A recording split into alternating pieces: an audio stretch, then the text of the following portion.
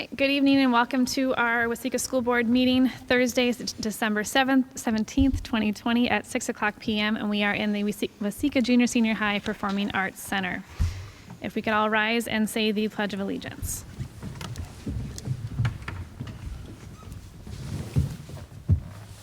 I pledge allegiance to the flag of the United States of America and to the republic for which it stands, one nation, under God, indivisible, with liberty and justice for all.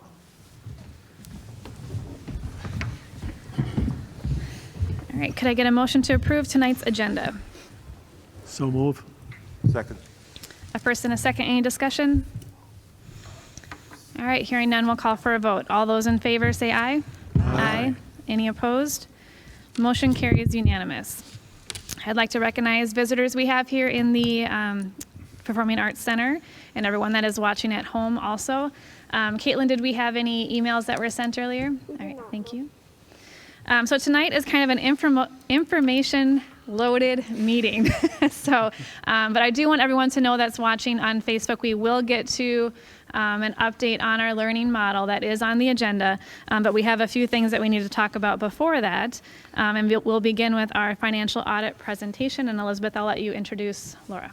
Absolutely. So our audit is for the 2019-2020 fiscal year. Our business year runs July 1 through June 30, and that's what we will be presenting on this evening. We work with Clifton Larson Allen, and we have Laura Buchner joining us virtually this evening. Just want to make sure, Laura, can you hear us okay? Yes, I can hear you. Perfect. So at this point, we're going to let you take it from here, and if you want to go through our PowerPoint, we can also make this available on our website as well after our school board meeting this evening. And you might want to move your microphone in front of you, I think, right? Yeah. Okay, thanks. All right. Okay, I am going to take control then and show my slides.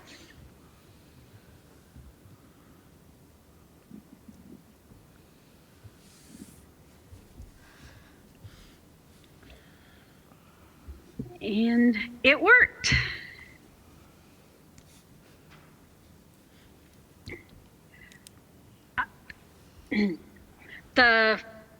Our audit opinion was a clean audit opinion, which is what your district would strive for.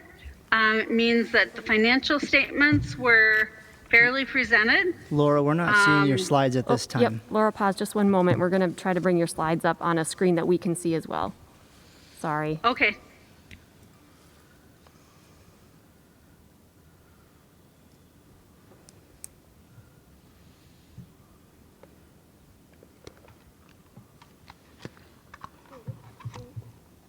Okay, we are going to show it from our end, the slide presentation you showed us, and so I will help us walk through moving through it. So we'll be on slide 1 with you.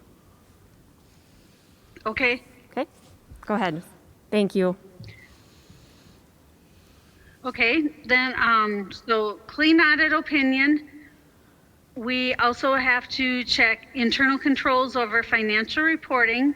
And we did note there was one deficiency there, which is a carryover deficiency that we've had last year. And all it basically is saying that CLA, we prepare the financial statements. And this is a very common finding across districts this size. It's just really hard to stay on top of all of the changes and all of the disclosures that are mandated. So most districts, some even choose to have this finding rather than try and prepare the statements themselves. So this is a routine finding, I would say. We also look at compliance and other matters, and we noted no compliance issues with laws and regulations, and nothing significant, no financial implications for the district. We also, because your district has federal expenditures greater than $750,000, we have to do what we refer to as a single audit, and it's basically just additional compliance testing over those federal programs And we usually rotate, which programs are tested. So like in fiscal year 19, we looked at special ed, and this year in fiscal year 20, we looked at child nutrition, and we noted no findings in all of the different areas that we have to test.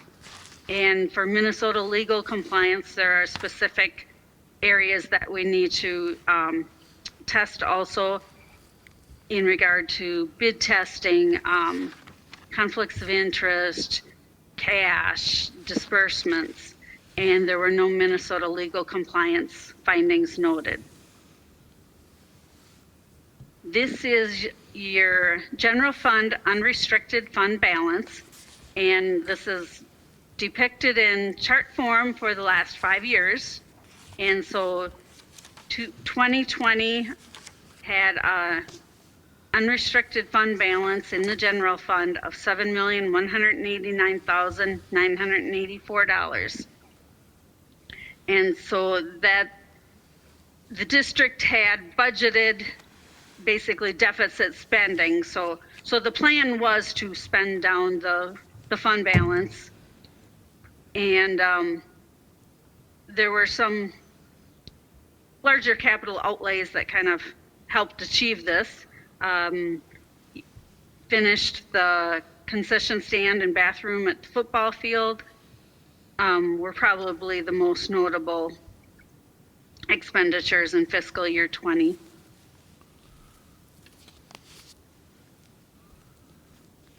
This is your restricted reserved balance, and the 2020 fund balance was $1,163,162, and this increase was actually the result of a having to adopt GASB 84, which moved your student activity funds. It basically just changed where it was presented on your financial statements. And it was an assigned fund balance, now it's a restricted fund balance. So those student activity funds is what contributed to this increase in fiscal year 20.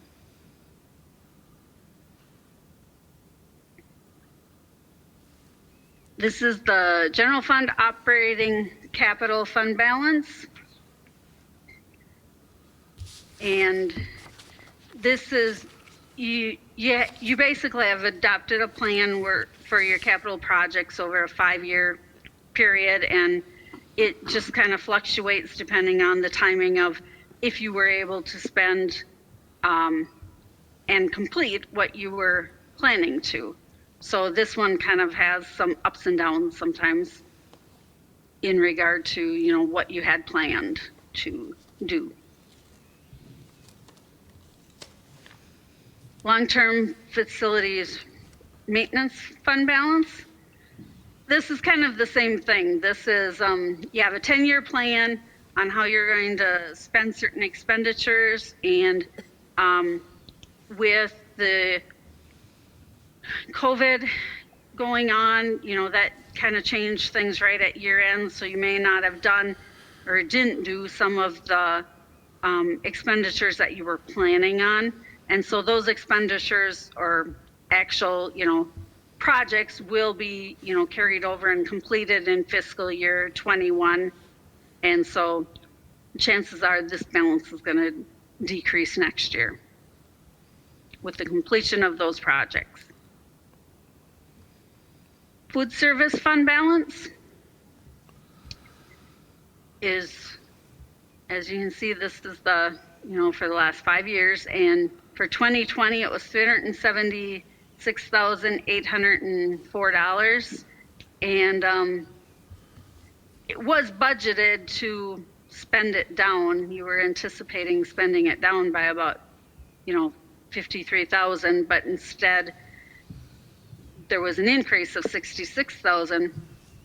And the main reason for that was, was COVID, and as of, March 18th, you went to distance learning from in-person learning, and so the there was not the food costs that you normally had.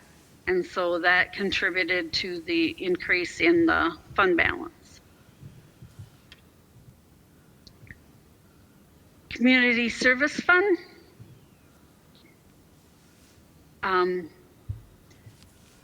That one had an increase, and it had been budgeted to have a deficit in it, and but it ended up increasing, and there, due to COVID, you did have less income with childcare, and you had to provide free childcare, and in order to cover some of those expenses, there was a transfer in from basic skills extended time. And so that transfer is kind of partially what's showing the increase in fund balance.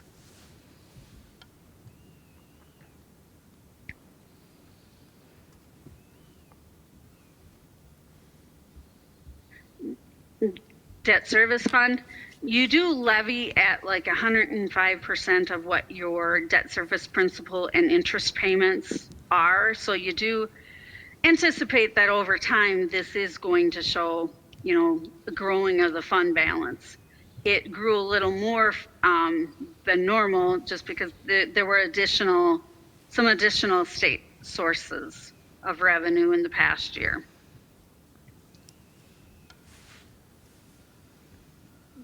This is the total general fund revenue of $24,151,000, basically in pie graph form.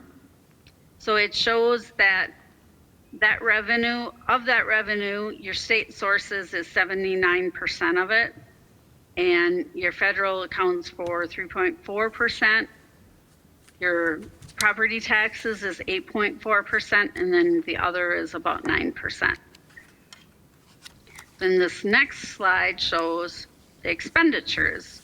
And this is by object code, so it's your salaries and benefits account for 73%, purchase services are 16%, supplies, your capital outlay, so those are some of the capital projects that you have done, and like finishing up on the school and and that was 24,966,000.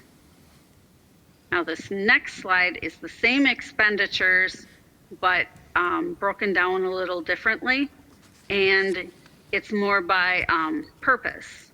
And if you look at like your pupil support, your instructional support, special ed, the vocational, and the regular, those are basically all your student, to teach the students.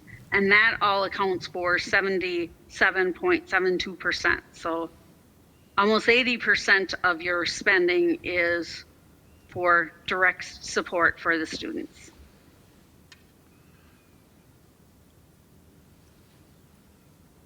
This is just a little kind of in bar graph form, comparing the revenues and the expenditures in total from the general fund for each of the last 5 years.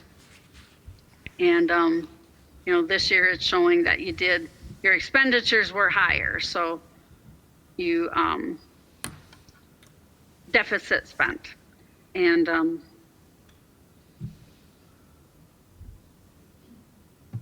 this is district and school administration and support expenditures, and it's basically spreading it over your ADM, or your adjusted daily membership, so your student count basically.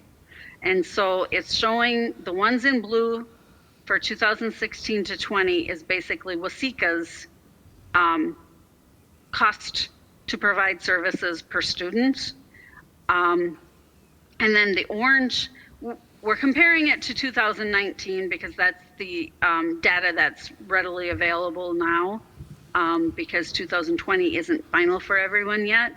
And so the orange is other districts that are about Waseca size. And so you're pretty comparable to them. And then this is the state average. So this is the average of all districts.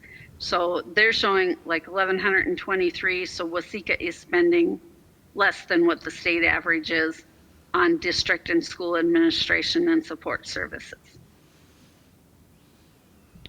And this slide is the same format, and it's for regular instruction. So again, the first 5 blue bars are Waseca, and we just took your total dollars of expenditures for regular instructions. So it would have been all those that were on that one pie chart, you know, so for the regular instruction, the special ed instruction, and we took all of that and divided it out by your adjusted daily membership. And it's 4,841. And for other districts your size is about 4,526. But with the state average, then you're well under the state average, which was 5,417 expenditure per ADM.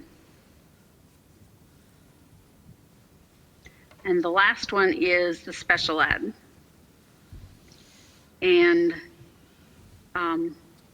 this is showing 2,894, which is, you know, very comparable to other districts your size. And that, I believe, is my last slide. So unless there are questions. Do any of the board questions? members have? Yeah. Yeah, no, Sorry. anyone have questions? It could be for Laura, Elizabeth, or even Eric. All right. I think that was well presented, so. Perfect. Thank you. Thank you. And thank you so much for your time, Laura. We appreciate it. Thank you, Laura. Thank you very much to Waseca for giving us the chance. Thank you. Have a good night. Thank you. You as well. All right, and so that later on, is that where we will approve item C? So, okay, thank you. All right, so then we'll move on to our annual truth and taxation presentation. Elizabeth, we will turn it over to you again. Perfect. Well, again, thank you for the opportunity to speak with you all this evening.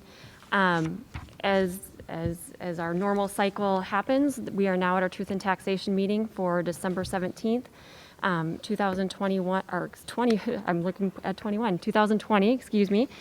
And we are going to be talking about taxes payable for 21. So what that means for our school district would be revenue that is applicable to our 2021-2022 school year or fiscal year. So if we could go to the next slide. Just a little bit about the hearing in general. It does have to be a public meeting. It has to be between a certain time frame, and we're meeting that requirement right now. It has to be after 6:00 p.m., and we do have to allow for public comment. So just one thing to mention as well, since we are meeting virtually, even though we can have people in our audience, if you do have questions, if you're listening in, please feel free to be continuing to either comment or send an email to the address that we have listed in our board agenda. We will be monitoring those. As the board or anybody in the audience, if you have questions during the presentation, please don't hesitate to ask.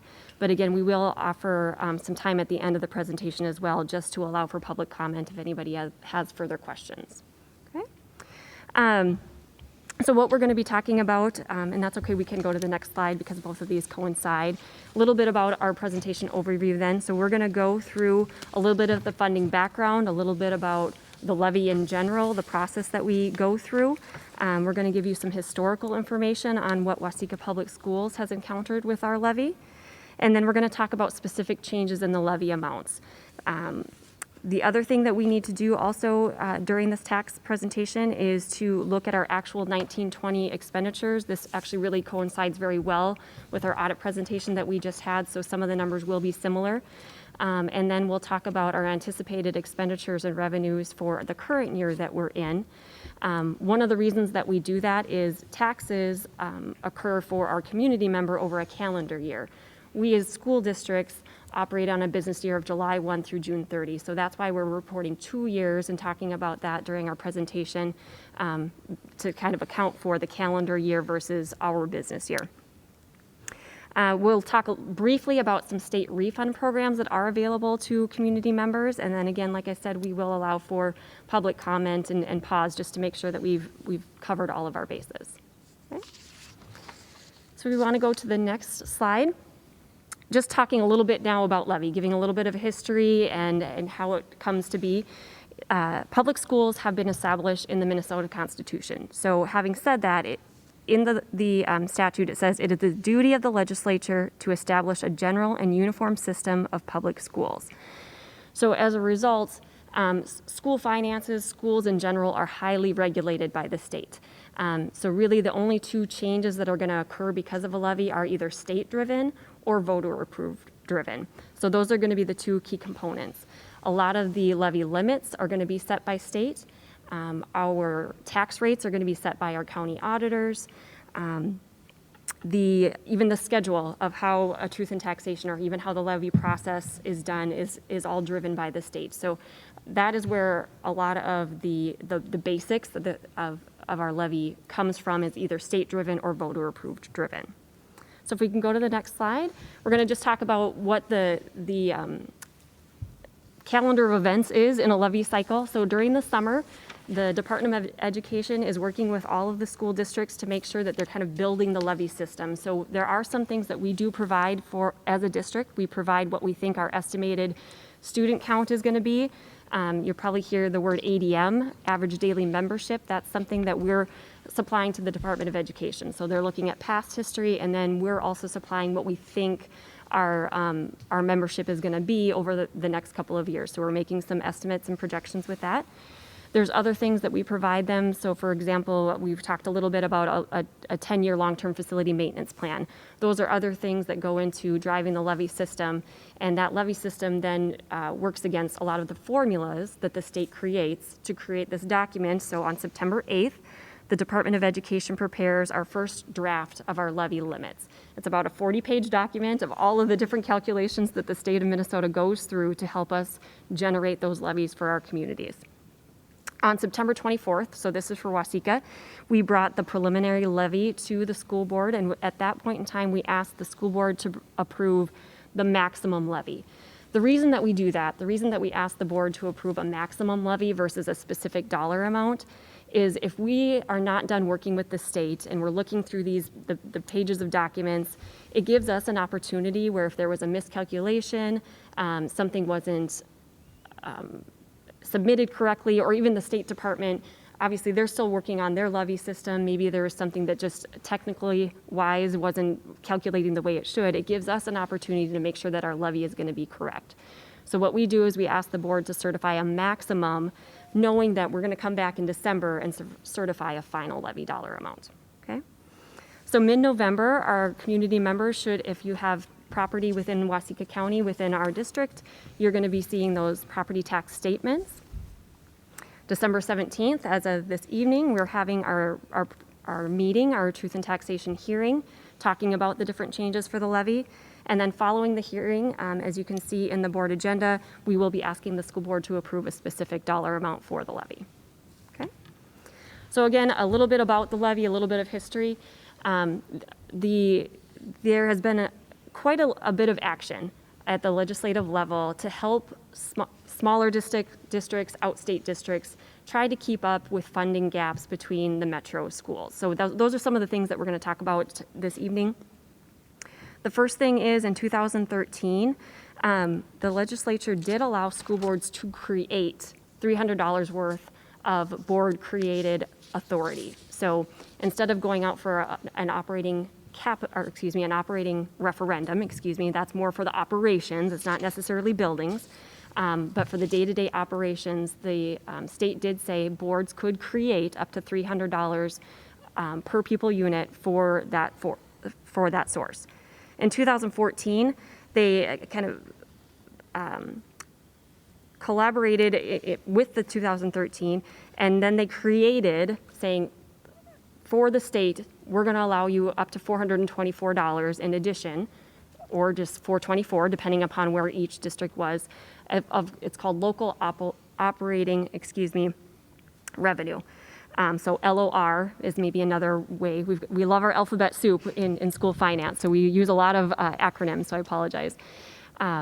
So now, and we'll talk a little bit about that, now the 2013 for that $300 is actually already wrapped in now. Now it's all called LOR, or local optional revenue. Okay, so now all districts have an opportunity to levy $724 without going to voter approval, which is very similar to what we had gone out for as a school board all those years ago with our $700 per pupil unit for operating referendum. Okay, so it's very similar already to what we had in place. Okay, so this wasn't above and beyond what our operating referendum was. It's either that's what you have or you can have this. Okay. Just as a comment, at this point in time, our old operating referendum has since expired, and now we're only using the 724 that we have been legally allowed to operate on. And we're actually only one out of 102 districts that only use the local optional revenue at this point. We have not gone out to our voters for revenue above and beyond what that LOR has allowed us to do. We've been very fortunate. We're trying to do the best that we can financially and fiscally, trying to be as fiscally responsible as we can, and watching our fund balances, and we'll talk about that as well. Okay. Some other things that the state has allowed outstate districts, again, to try to close that funding gap is called that long-term facility maintenance revenue. This is kind of geared up over the past few years, so now it is at the maximum amount per pupil unit that the state has allowed at one point, so they kind of rolled that in over a 3-year period. This is a really big deal for, I'll say all districts in general, honestly, because the revenue that we had access to before did not allow, it's called an equalization factor. And what that means is the state really didn't contribute much of state aid, and it was all levy. So it was all our community. We had access to the funds, but of course we had to levy our community for that. With the introduction of long-term facility maintenance revenue, it's basically the same amount of funding that we received before, actually even a little bit more. But for Waseca, that means that 50% of it is going to come from state aid versus our community. So this was a really big deal for outstates, and like I said, especially for Waseca. We've been able to do a lot of the different projects that we've had on our plan forever. It used to only be called health and safety. That was phased out, and now this long-term facility maintenance has come in. It does still include health and safety, but some of you guys have already heard me say this before. What long-term facility maintenance is if you turned your building upside down and you shook it, okay, anything that stayed is eligible for this type of funding. So really to maintain your buildings, make sure that you're able to upkeep, keep a safe and healthy environment, that's what long-term facility maintenance is for. So again, a very big deal for Waseca Public Schools, a very big deal for outstates, because now we can still maintain the buildings that we need to and not maybe draw from other funding, and that we get a state aid portion rather than having to levy our community for all of it. Okay. I think I probably did 2 slides in there in one. So we're going to go to the ag bond credit at this point. I think this is the last other I feel a huge advantage for, again, Waseca Public Schools. So this is newer. This came about in 2018. And again, this has also been a program that has gradually increased. So our credits have gradually increased, which has been phenomenal for our ag community. So right now, it will increase to 55% ag credit for pay 21. So that's the levy we're looking at right now. And this will affect all of our debt service levies. So any levy that is in our debt category is eligible for a 55% credit for our ag community, okay? So just a little bit of history here. Our ag community is approximately 36% ag land. And this credit, it totals about $475,000 for our community that they're going to receive in credits. And so we do have a screenshot here of where you would potentially find that on your tax statement. So it'll be in that upper right-hand corner. And like I said, we've got a screenshot. So if you are eligible for a credit, that will show there. Okay. All right, just some other factors that are going to affect your property taxes. So change in the market values. Again, what is your property value worth? Change in a class rate. So that might be the use of your property. Is it ag? Is it homestead? Is it residential? Is it commercial? So that's what a class rate means. Changes in our enrollment in general, that will affect our levy. And then changes versus the levy versus a state contribution. So that's, again, that equalization. Will the state be putting in any money to help offset the levy? Okay. And then, of course, voter approval or disapproval. So that would be us going to our voters, and that would also change the levy if that was applicable to us for this year. Another thing to look at would be know your valuation. So again, just trying to create an awareness for our community members on how they can be advocates for themselves as well. So you will get a property classification and market value for the property that you own. This is sent in the spring for this year. It was sent in the spring of 2020. So right now, if there was something you were looking at now, you wouldn't be able to change it at this point. But then be looking at it for spring of 2021, and that's the time then you can have those conversations with your county assessor to say, wait a minute, maybe there isn't something right here, would you mind looking again? So again, just trying to create that awareness with community members that, make sure that you are being an advocate for yourself as well, in case you think that there might be something that you just want them to revisit. But that's kind of the cycle of how that works. So once that springtime passes, your property value is going to be set, and then that's what will drive the tax rates for the levy for the following year. Okay? The next slide, I know it's very small, I'm sorry, is our historical levy amounts for Westica Public Schools. So this is in the year payable. So for example, 2006 would have been the 2006-2007 school year for us. So you can see some ups and downs. There's different changes that occurred. So in 2010, that is when our old operating referendum, that was about $600 per pupil unit, expired, and we were not able to renew at that point. Okay, so there you could see that big drop of our property tax from 9 to 10. In 2012, that's when we were able to get the $700 per pupil unit back into our schools, and the community was supportive of that. So that's where then you're seeing that larger increase. Two others that we're going to point out, 2016, that is when the voters also did approve to have this beautiful building that we're in right now and this beautiful performing arts center, as well as all the wonderful adjustments that we have around our district. Our community helped make that possible, and so we're extremely grateful for that. But that's why you see that jump there, because they did approve that additional levy for that year. So that's kind of been steady and stagnant over the past couple of years. You'll see some ups and downs. So for 2021, at this point in time, the levy dollar amount would be $4,904,302, which is actually a decrease of 3.9% from last year's levy. Okay, so that's what we're looking at right now, and we'll go a little bit more into the detail of that. Just the overview. So again, we brought the preliminary to you in September. Actually, everything had been done at that point. So the number that we're presenting this evening is actually the same exact amount number that we saw in September. That isn't always the case, but we do just want to make sure that we point that out, that there really was no change from the September meeting now to the December meeting. Okay? And now we're going to talk about the specific changes. There's 3 different categories that build our levy. So the first one is going to be the general fund levy, and we'll talk about that. That's going to be the biggest one. Community service is another one, and then our debt service. So we'll talk about the general fund at this moment. This is actually set to decrease. It's going to set to decrease $383,363.07, or 16.57%. There's a couple of different things that we like to put in here just to basically for us as well, to tie out why is there a difference? What is everything in there calculating correctly? So more often than not, all districts are going to see an increase in property tax or their taxes payable just because of the property tax values increasing from year to year. So more often than not, no matter what, your levy will more than likely increase. If you didn't do anything else, if there weren't any other changes, the levy is going to increase because our property taxes, property values increase from year to year. Okay, so that's going to always play into it. Some other things that are changing for us, so our local optional revenue, we talked a little bit about that before, is actually going to decrease just a little bit, and that's based on our estimated student counts. So again, that will fluctuate each year just depending upon how many students that we're actually serving. Operating capital, that's going to increase just a little bit state-driven. It's by the state formula. So what they do is, again, they look at our property values. There's a lot of calculations that go into it. So if our property values start increasing, that means a little bit less state aid is coming our way, so a little bit higher on the property tax side, our community side.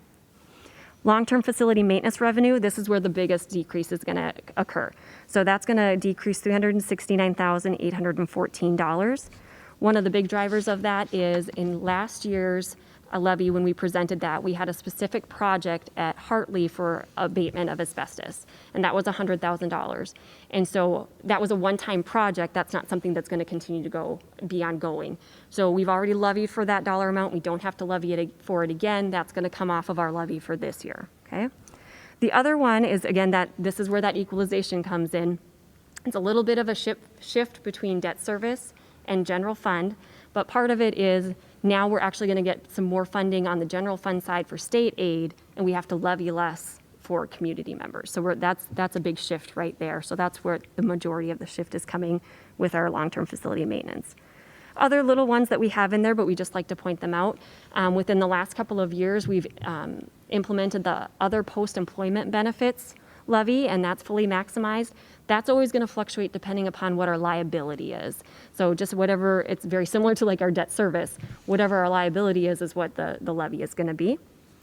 The building lease levy, that's actually going to decrease a little bit. The driver of that is we don't have our pays or wage lab off-site anymore. We do have that on-site, so we're not levying for that rent anymore. Okay. Career and tech, that increased just a little bit, and that's because we had some programming that actually qualified for it that didn't in the past.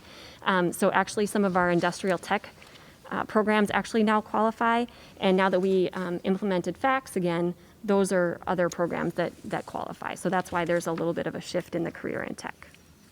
Before I go on, I know I'm talking a lot, I apologize. Is there any questions with general fund? Did that make sense overall? Okay. So the other ones we're going to talk about are community education. This one actually is going to see an increase of $64,438.46 or 27.95%. That percent looks so large just because that is a smaller portion of our levy, but it is a bigger increase.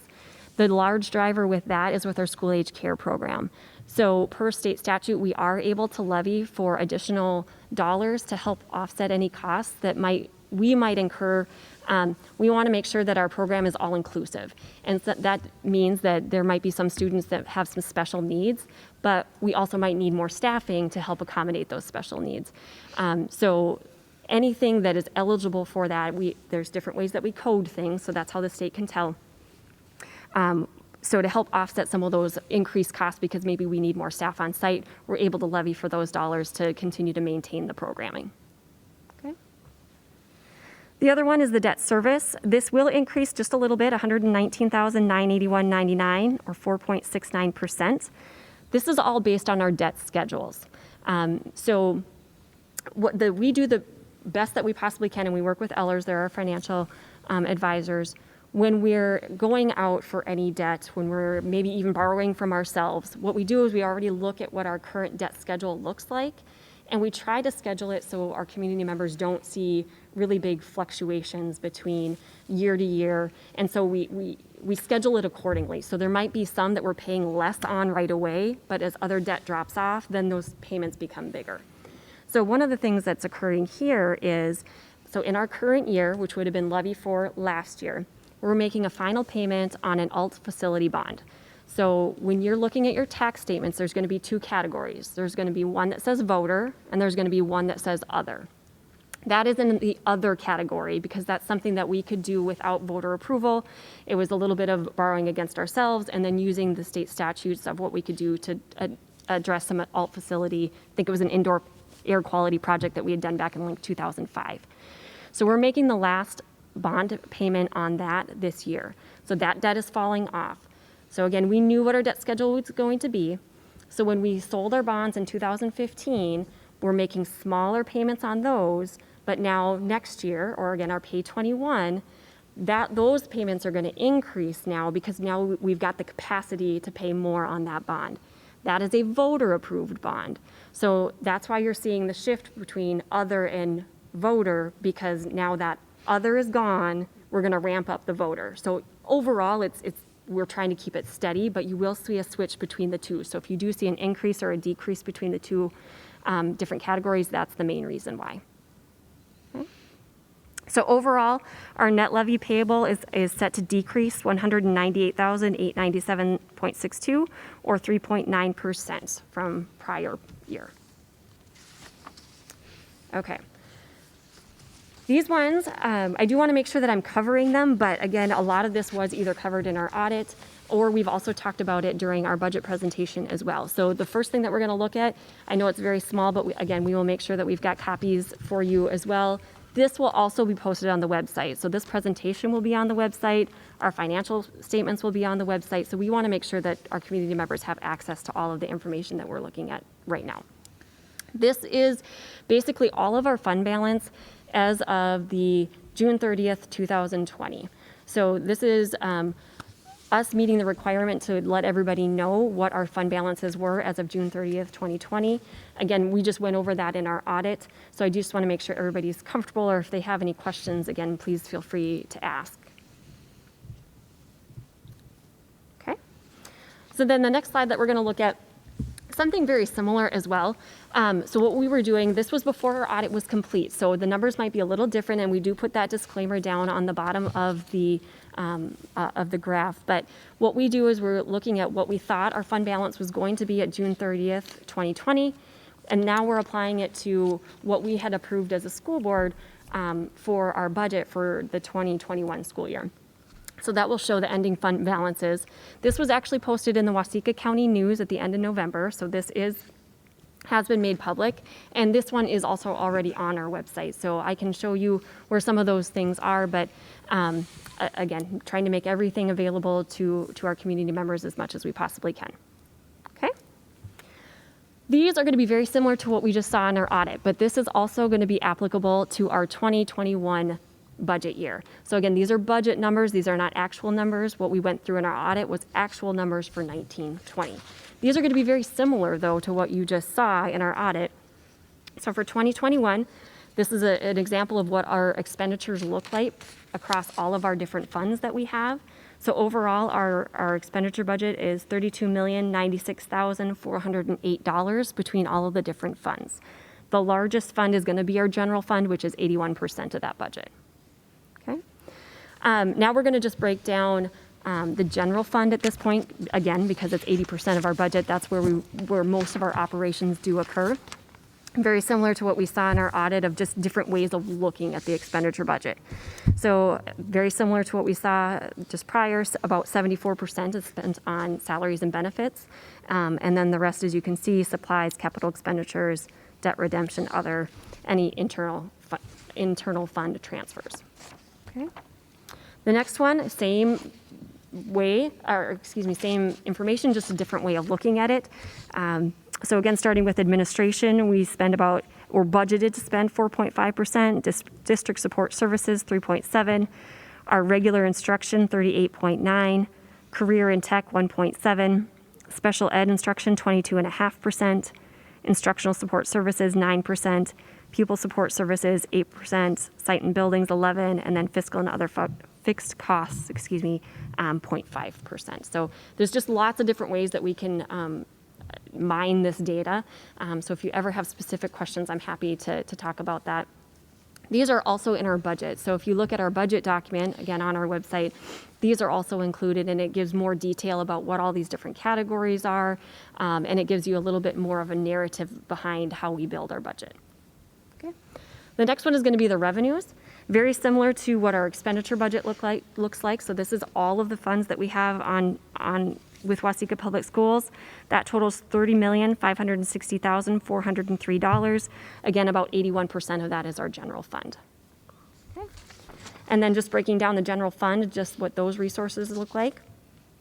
About 80% is going to be state aid, just like we saw in our audit from prior year. So again, very similar with budget. A little over 3% for federal, and then almost 17% for other. When we say other, that includes our property taxes. It includes any participation fees, gate receipts, It includes medical assistance billing. It might include our student activity fund. So there's a lot of other things that go into other, but I just wanted to explain that a little bit more. The next graph is just going to give you a little bit of a picture of what our general fund operating days and percentages look like at year end. So we do have 2021 in there as an estimate. 2020 is actual using our audited numbers that we did just discuss. So you can kind of see our history. You can tell those years that we either didn't have an operating referendum or had just passed an operating referendum. As we had talked about when we went to the voters, the things that we really wanted to focus on were fiscal solvency. And as you can see with the bar graph, that was a goal I feel like we have attained. And I feel like the administration and school board has done a very nice job of being strategic in looking at programming and how do we continue to invest but maintain that goal of fiscal solvency. We said that we were going to invest in programming, and I feel, again, the board has done a very nice job of navigating that and making sure that we're putting something in that we can sustain and make sure that we can continue to maintain throughout the years. And the technology was another goal of that operating referendum. So as you can see, we've done our as best as we can to maintain those fund balances. Our fund balance policy says that we should have 15 to 35% of our fund balance on hand. Really the goal of that is so that we don't have to borrow for cash flow needs. We don't want to be borrowing and paying interest on something when we really want to be spending that money in the classroom on programmings and with the students. So we're doing our best to, again, maintain that fund balance to alleviate having to borrow in the future. The next one we're going to talk about just briefly is there are some available state refund programs for our community members. So if this is something that might be applicable to you, we're just trying to give you some resources. The biggest thing that we want to reiterate is make sure you're speaking with your tax professional. We are not tax professionals, but we want to let you know that there are programs available that might be applicable to your situation. And then we will close with just keeping it open if there is any other comments, questions. Again, we went over a lot of information, but we just want to make sure that we're doing our due diligence with trying to make sure that everything is comprehensive. Questions from the board before I see if there's any questions from the public? Charlie? When we look at the total budget of $32 million and we divide that by the number of students, so we get a cost per student, how is our cost per student in comparison to the surrounding districts? So there's a great tool, and actually it's on the information that was posted on Waseca County News. So that slide, I don't know if that's okay if you don't have that up still, Caitlin. There's a report card out there on MDE, and we've got a link on MDE. So there's other things that we can compare. So when we're putting that form together, MDE is guiding each school district on how they should be reporting so we can do the best that we can to report apples to apples. So I don't have that readily, but that is something that we can look at to look at the report card to see how we are comparing to other districts. Yeah. Great question. Thank you. Yeah. My question was, where are we projected to be percentage-wise for our fund balance? Because we're projected to spend Yes. into our fund balance again. Thank you. So where does that put us at? Thank you. We didn't touch on that, so I appreciate the question. We actually still ended the June 30th, 2020 school year with just shy of 36% in our fund balance. So we're still on the high end of our fund balance. Again, we have been investing in programs, but just depending upon conservative estimates is the hope that we're still able to maintain that. So now looking at 2021 and starting with a 36% fund balance, we're still going to be looking at about a 30% fund balance. We will also bring a final budget to the school board probably about the March time, and that'll tighten that number up a little bit. And now that we've seen what half of a year looks like, we will be making some adjustments to that, and we'll have a more firm number at that point in time. Well, it sounds like we're still have a very healthy fund balance, and plus we're funding the programs that we need to fund, so that's good. Yeah. Any other questions from the board? Yeah, I have a question.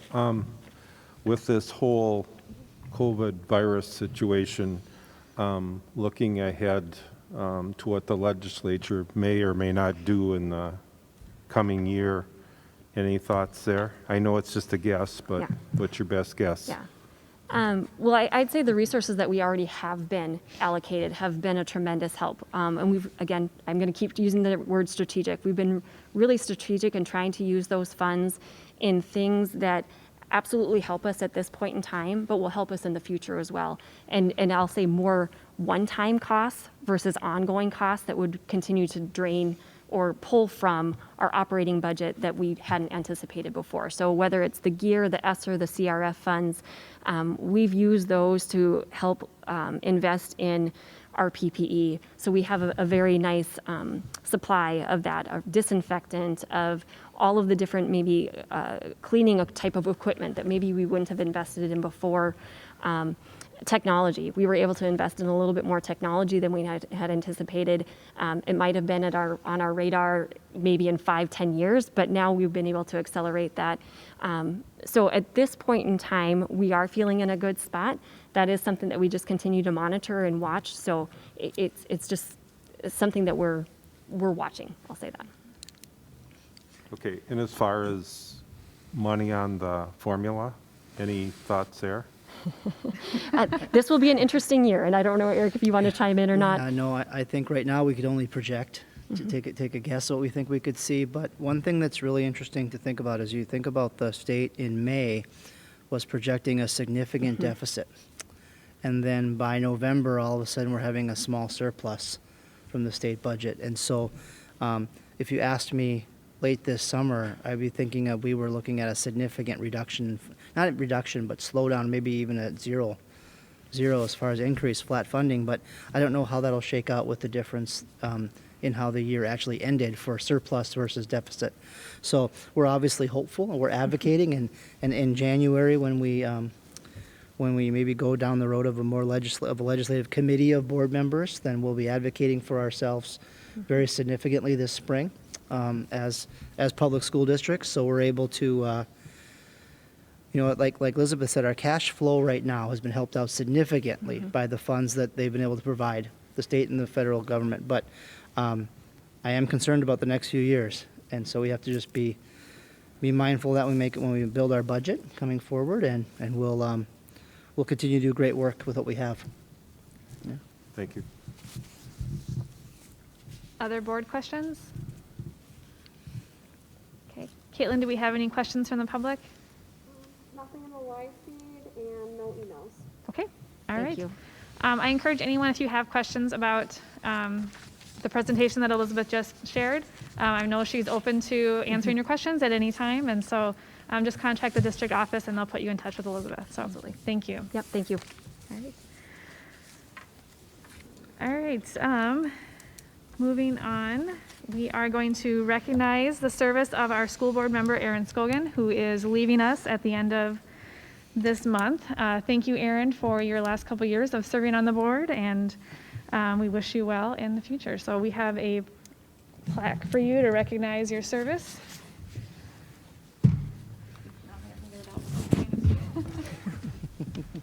I would shake your hand, but I probably shouldn't. So. Thank you.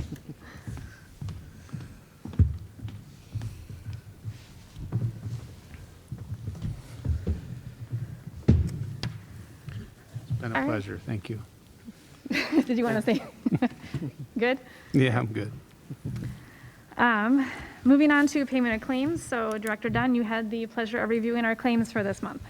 Yes, I did. I reviewed our claims here several days ago, and I would recommend payment, make a motion that we approve payment. Accounts payable, $932,386.82, and payroll of $860,583.81. All right. We have a first. Could I get a second? Second. All right. Any discussion? All right. Hearing none, we'll call for a vote. All those in favor say aye. Aye. Any opposed? Motion carries unanimous. Can I get a motion to approve our consent agenda as presented? So moved. Second. First and a second, any discussion? Hearing none, we'll call for a vote. All those in favor say aye. Aye. Any opposed? Motion carries unanimous. All right, we will move on to information items. I gotta take this off for a minute. We wanted to discuss our January school board meetings, and then in January, we'll set the rest of our meetings for the year. Looking at the calendar, the first Monday, we have to meet on or after the first Monday in January. Since we rarely meet on Mondays, the first Thursday after the first Monday is January 7th. Does that sound like a good date for our organizational meeting? All right, so if the board is on board with that, then we will meet January 7th. And then we tend to meet on the third Thursdays for our regular business meetings. And is the third Thursday the 21st? Yes, yeah. So that would be January 21st. Does that sound good for the board? Okay, so those will be our January meetings. All right, so January 7th and January 21st. All right. Organizational meeting, just, I did send a couple emails today, I shared the first Monday in January kind of document that MSBA provides. It's definitely worth reading through that. It probably helps things go along quicker, but we will elect officers for the next year. We will select committees, approve a whole bunch of stuff. So it's kind of a busy meeting, but it's good to get all that out of the way and out of a regular business meeting. And this means we will not have a workshop for January. The organizational meeting will take the place of workshop. So, all right, we'll move on to what everyone is online listening or waiting to hear from. This will be our superintendent report from Mr. Hudspeth, and beginning with the learning model update. Thank you. Sure, thank you. Chair Anderson, school board, and people who are watching at home, thank you for joining us this evening. We do have quite a bit of information to share tonight in a series of things that I'd like to report on, but I will start with what our learning model situation looks like and where we're at with our COVID-19 status in our district. So currently, we've been in distance learning now since November 30th officially. We started with those planning days right before Thanksgiving, and we've been doing that for the past several weeks. It does seem to be working in terms of the case counts in our buildings. Right now, as of now, we have 3 active cases happening in our building or school community between teachers and staff, and very few that are reporting to us anyway of any kind of quarantines that are happening right now. Of course, in distance learning, some of that is a little bit subject to what's happening with people in their homes as well. We have learned of some new quarantine guidelines that we're working through, that when we do return to in-person learning, we'll be working on that with our staff and students through the Minnesota Department of Health have passed on some CDC changes with that.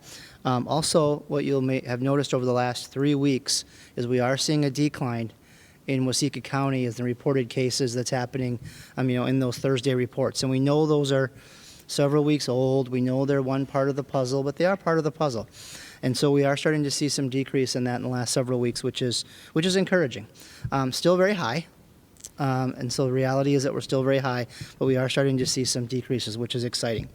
So as we start thinking about what's next for Waseca Public Schools, yesterday we heard a new executive order from the governor, and so that's all of a little over a day old. So as we consider that and what those changes are, some of the highlights include that now as of January 18th, what we're hearing is that we do not need to follow that guidance based on the case count rate, the chart that comes out on Thursdays for our elementary students.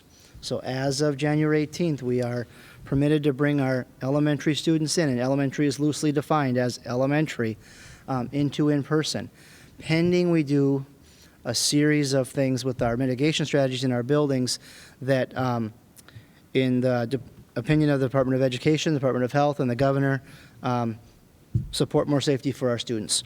And some of that includes our staff being required to wear a mask and a shield. Some of that includes our students having to eat lunch in their classroom. Includes wearing a mask for PE. And at this point, we're thinking about how that's going to roll, because I will tell you that we learned of these things a mere few hours before the public did. And so now as a school leadership community, we're asking some serious questions about if we've been doing things a certain way effectively for several months, why the change now? And so I anticipate some of those may be amended by the time we get to January based on the feedback that the MDE and the state may be getting. But as of now, we know those are what they're writing in the new Safe Learning Plan. Staff will now be will now be made available a test that they can take, a saliva test, every other week in our school, which, you know, the Department of Education's communication was, well, you just allocate somebody on your staff to manage that. So we'll see how that goes as that rolls. Now, what's really important, though, is that no one is required to take a test. And that's important for our staff to know, that if they don't choose to do that, they're not required to take that test, but it's available to them as part of this requirement. Transportation guidelines did change. 50% capacity is no longer the language. Now it's more about 6 feet of distance and spacing kids out. And believe it or not, it's in the guidelines that if you crack the windows an inch, then you can get more kids on the bus. You know, I think sometimes it's kind of like the outdoor dining conversation, right? and do they know where we live, right? With that kind of thing. But it's part of the recommendation, right? I think the other piece that's important is now it's no longer you can have 2 to 5 planning days for staff. It's you must give staff 2 planning days to prepare for this transition. So we're required to do that over the next. And I had a great conversation today with our teacher leaders as part of our union leadership. I know we've talked to other employee groups as well, and we have an amazing staff who have said, let's get kids back, let's do it, let's do what we need to do. And so we're working through this, we really are.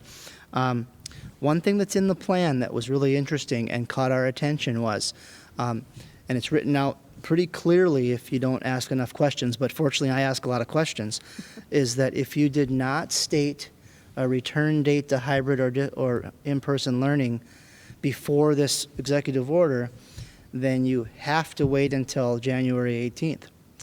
If you had said January 4th or 11th or whatever, then you could still go along with that. And so, you know, the question that I asked, because I just want to make sure I advocate for what's happening best for Waseca Public Schools, is we knew earlier this week that we were considering coming back to school earlier than January 18th for a hybrid model.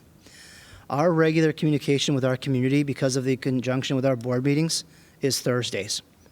So because this announcement relatively arbitrarily came out on a Wednesday, we have to wait. And the answer that I have been hoping for, I actually got in a call that I just had between 5 and 6 o'clock here with the deputy commissioner, that since we had communicated with our community and with our staff that we would be reviewing this tonight and into the end of this week, that counts. So we are permitted to come back to a hybrid model before the 18th if that works for us, or an in-person model, not in-person, but hybrid, if that works for us. So that's really good news.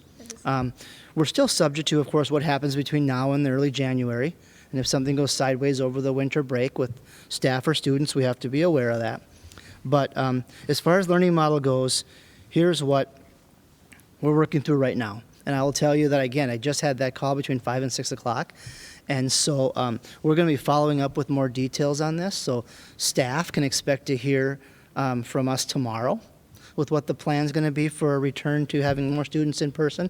And families can expect the confirmation on Monday from me of here's what's going to be happening after the break. And I'm going to share it with you right now. But in terms of as we finalize those details over the next few days, that'll come out. So according to what has just come out from the governor, activities can begin January 4th with practice only. So we intend to begin January 4th with practices. That'll start for our students with activities. We are then going to look at returning all of our students, K-12, to hybrid learning the week of January 11th. And the reason for that, and I think it's okay to say this, really important to consider this, is because if we were to say January 4th right now, and something went sideways over the break, and we have to stay distance learning for a while longer, then our staff has to take their winter break to make that change. And I'm not willing to do that to our staff. I think we need to say January 11th is the appropriate thing to do for K-12 hybrid learning. So we'd be distance learning, through January 8th. What I talked about with our union leadership today was how do we work those 2 days of planning time in. January 4th and 11th, those are the 2 distance learning days, the 2 Mondays when we come back. would be designated as non-student days, non-student contact days. Those would be the planning days for staff, which works out well because then it doesn't impact any of the days we can bring kids back to school, which is really important. Hartley's model would continue with the 4-day a week, continue with Tuesday through Friday. Mr. O'Brien's working with his leadership team right now to talk about the Blue Jay room, how I transition that to students being with licensed staff all day long. So, and that's why we need between now and January 11th to help work through some of those things. But from the good news is, from a family perspective, as of that week, we're going to plan to go up to 4 days a week with Hartley students. With the intermediate school, that falls under the elementary guidelines, which is pretty exciting for us to think this way now. So the week of the 11th, that would be the blue gold, the 2 days we would come back hybrid. And then what we're working towards, and this is something that, of course, again, it's a day and a half old, we're working towards starting the week of the 11th, bringing all of our or the 18th, excuse me, yep, thank you. The week of the 18th, bringing back all of our WIS students 4 days a week as well. Now, that would apply for the new governor's orders of all in person, because we can't get all our WIS students there with the hybrid model, but that would be more of an in-person type criteria. And that changes the distancing from 6 feet to a 3 foot recommended. So capacities aren't as much of an issue, but it does increase. We might have to do some different things with barriers for staff, so staff feels comfortable. We still have to work through the lunch issue, because I don't feel comfortable with our 4th, 5th, and 6th graders, or any students for that matter, sitting in a classroom for 30 minutes with their masks off eating lunch when we've got a high ceiling, well-ventilated commons area that we could spread them out for. That doesn't jive. So we'll see how that lines up over the next few weeks. And then we need to work with staff on how we'll make that work. But that's exciting to me, to get potentially our intermediate students back to 4 days a week as of the 18th would be our goal. The junior, senior high, 7th through 12th graders would come back in that hybrid model on January 11th and continue with that model for a while. But one thing I just talked to Dr. Miller about today, as we plan through that, we're going to continue bringing some of the students in who we have been bringing in these last few weeks through distance learning. We've talked with some of our AP and some of our higher level courses, particularly our junior, senior, advanced courses, about getting them for those course, if nothing, because students have transportation, maybe for those class periods, we see them 4 days a week. So we're looking at some of those kind of things to get those kids in more often with how that'll work.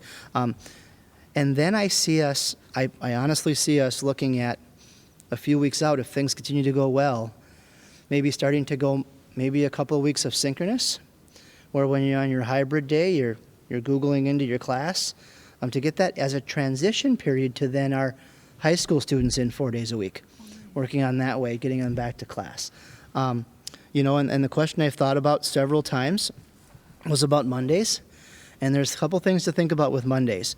And the first is we still are required to provide that 30 minutes a day or 2.5 hours a week of prep time to our staff, because we still have distance learners that are out there who have chosen to do that. And so one option is to shorten our student day by half an hour every day, and doesn't seem to be very efficient, or continue to use those Mondays for that staff prep time in the course of the week. Plus, we still have distance learners to serve. Plus, as much as we would love to think that we're not out of the woods. We're not past this yet. And so one thing that makes me a little bit hesitant is if we're testing more people, which is a great thing, we still could have to go to distance learning. If it might be a more grade level specific thing, or it might be a more school specific thing, if all of a sudden we have staff that's out for various reasons. And to have staff and students continue to work on the skill of doing distance learning on Mondays hopefully helps us prepare for if we should ever have to go back to that direction fully, we continue to do it. So in terms of going forward, again, these are all what we've been working through. I have a series of conversations yet tonight and tomorrow morning with some various folks to work through that. Then I would hope to communicate some of that final stuff with details with staff tomorrow. and then out to the community on Monday so that everybody can go into winter break knowing at least what does it look like when January when we come back as of right now. I think we need to realistically acknowledge that January 18th is a month away from now.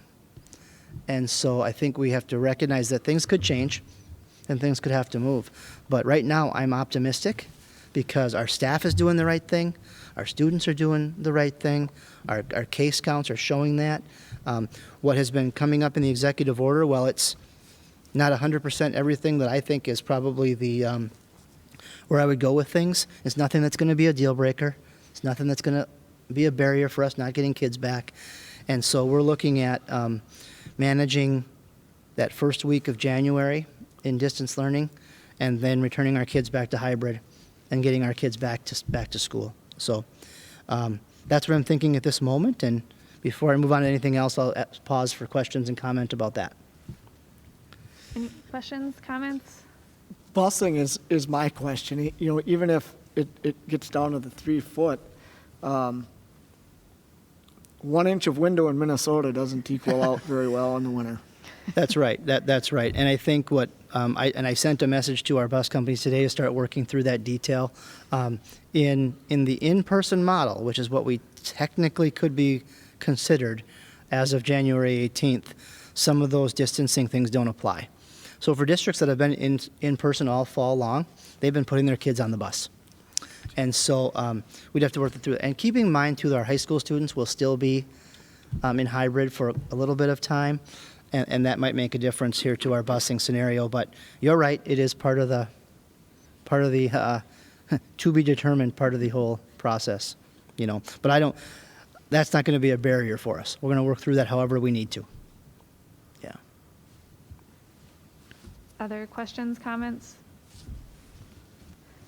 And I just want to reiterate, 'cause you did say this, but that parents still have the choice to choose 100% distance learning. That choice has not gone away, so I want people to be aware of that. So if whatever's happening in our buildings, that distance learning option is still there.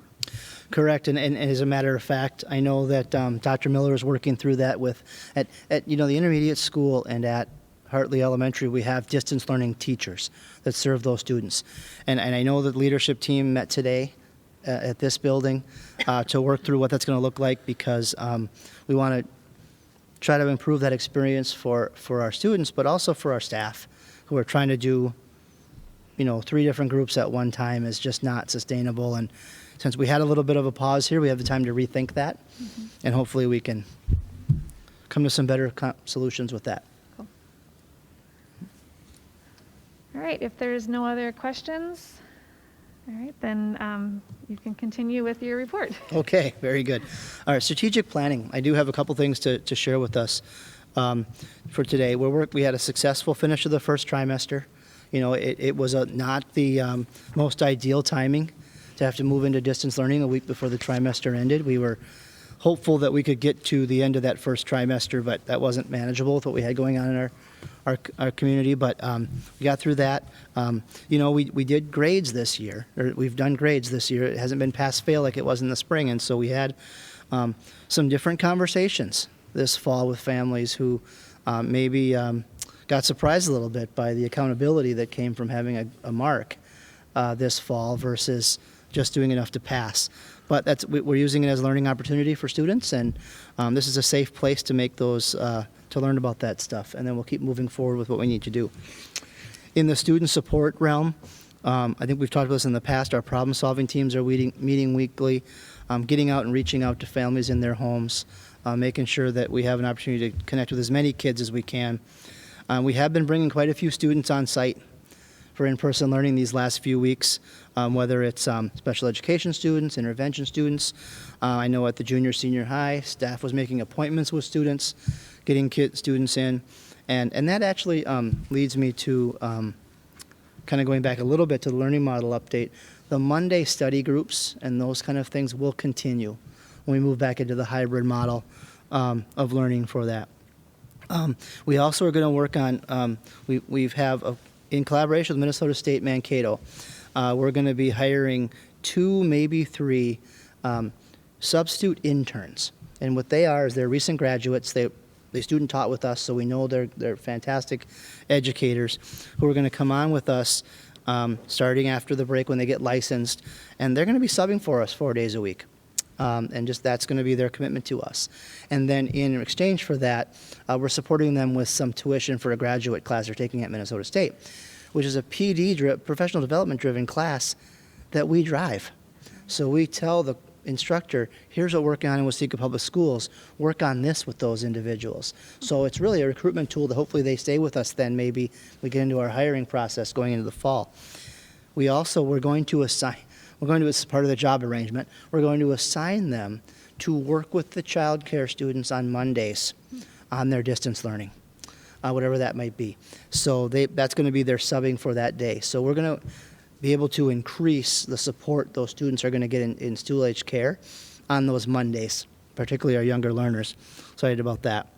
In the area of workforce, we're already starting to recruit staff. Fortunately, many of us in our leadership team have a lot of connections throughout the region and the state, and so we're already starting to reach out to people who might be graduating, looking for work. We have needs in special education. We have needs in paraprofessionals, starting to reach out and get things going. And in the workforce area of our strategic plan, collaboration and feedback from our employees are really important. And so, important items. So we're going to be making some of those changes. Let you know, the idea at Hartley to think about the Blue Jay room differently came from feedback from staff and families, particularly staff. So we're looking at that. Even the conversations today about the 11th, the 18th, what's happening, our staff's on board with that because we're connected, and all of our groups. We were on. I emailed yesterday and said, when can we visit? And they were here as quickly as we could this morning, and so that was fantastic. In the area of community engagement, that's something that I'm excited to get moving on here in the next. And I talked about it a little bit in my goals, but starting on January 15th will be my first coffee with the superintendent, whatever that looks like. Hopefully that means I'm at a cafe or something at 6:30 to meet with folks. But if not, we'll do a Google Meet to see how that goes, depending on where we're at with our community at that time. And really, that's going to be the opportunity to answer questions, have informal conversations, start talking about goals of the district. And it's not a secret. We're looking at some programming needs, some facility needs, and how do we start answering some of those questions early. You've also seen, at least probably, if you read the paper today and then last month, the monthly column with the county news is going in there. I was very appreciative they're allowing me to publish that monthly. And today was all about gratitude. And was about, this has been a tough calendar year for a lot of people. And it's sometimes really hard to stop and think about what we're grateful for. When I think about our staff and I think about our students and our families, and we couldn't be in a better place. I mean, I was on a call this morning with superintendents from around the state for one of the models the companies that we work with, consultants that we work with, and the frustration that was coming around the state with what's happening right now is universal. But to say that we're positive and we're proactive and we're working towards a goal is incredible. So I'm excited about that. From the academic programming part of our strategic plan, we're looking right now, and this is a little bit repetitive from the last couple conversations, but Monday, our grade level configuration task force comes together again. Start thinking about, if we are going to make any facility changes in the next several years, how do we want our grade levels to come together? Is K-3 still the best plan for elementary, 7, 12, 4, 6, that option? So we're looking at working through that. But we also have to maintain our current facilities in their positive way. And one thing I should mention about keeping our current facilities up to date, and some of us have asked about this. So I wanted to also just mention, we're right now doing a water project at Hartley, which is just finishing up right now. And so, this summer we learned that the lead levels were a little bit high in some of our areas in that building. And we needed to make some changes, and we communicated that with staff and did that with what we needed to do. But our staff has been flushing, has been using signage, has turned off places where they need to be turned off, and so all fall long we have been safe, and we continue to be safe with staff and students in that building. But then when we went to distance learning, Colin and Elizabeth and the team said, what an opportunity to actually fix the problem in a couple of the areas here while we have students who are learning from at a distance. So over the last 3 weeks, we've been undergoing a project to replace some of the piping that we think is the source of some of that challenging to the point, and the water got turned back on today. And so our staff has been incredibly patient with, we've had water to the building, but when you have 2 bathrooms and a couple sinks as temporary, that's not the same as your building operating as, it's a different way to operate. But I'm feeling good about that being a solution to a good learning environment that we know we still want to have for kids. And we're also just doing the background work for what does our building structure look like in the future. We know right now's not the time to start thinking about asking questions about bonds and buildings and that kind of thing, but we have to be prepared for when it is. And so we're working through that process. And then the last thing I would emphasize on our strategic plan is in teaching and learning, Brooke McGuire and Clint Link have done an exceptional job working with principals and working with our teaching staff on professional development and teacher support for hybrid learning, for distance learning. How do we continue to get better at what we're doing? And so I feel like the emphasis that our teaching learning department has put on supporting staff right now has been noticed. It can't always be consumed because our brains are full. And so I know some of our staff has said at times, I just don't need any more ideas right now. And that's fair. But we're continuing to provide what we can for them to be supported with that regard. So the strategic plan I do feel is moving along nicely and amidst a different kind of environment. It actually feels really good tonight to talk about audit, talk about taxation, to talk about things that are not pandemic related because our district's still moving and kids are still learning and we're still doing our work. So that's that part of the report. Any questions on strategic plan for our superintendent? Can I ask a question? Based on the grades from this trimester, do you have any updates how kids did this trimester compared to last year, the same period? I'll get you some details, but the overall much less failures than we had this spring. Yeah. No, comparing last year, the same period, not spring. Oh, I'll have to get for you. I don't have that off the top of my head. Thank you. So, good question.